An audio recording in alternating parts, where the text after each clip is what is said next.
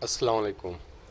जैसा कि आप सब जानते हैं कि आज सिटी प्रेस क्लब कराची के नौमंतखब काबीना का इजलास होने जा रहा है, जिसमें असद सईद ख़ान साहब मंतखब करने जा रहे हैं सिटी प्रेस क्लब कराची के।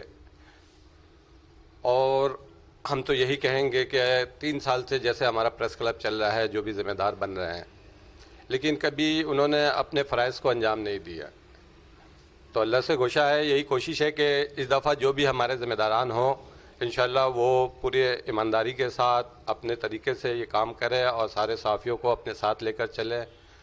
यही हमारी कोशिश है कि इनके साथ हम भी चलेंगे, बस यही दुआ है हमारी। और जितने भी नए सहाफ़ी हैं, इनके लिए तो मैं यही कहूँगा कि कम से कम इनके लिए एक छोटा रोज़ हफ्ते के 1 या 2 दिन उनका जो है ना छोटा सा वो कोचिंग करेंगे, ताकि वो जो है ना हर घंटे उनको नया तरबियत दें, ताकि वो जो है ना अपने रिपोर्टर्स का काम कर सके, समझ सके कि वो रिपोर्टर का काम क्या होता है, उनका काम सही क्या होता है।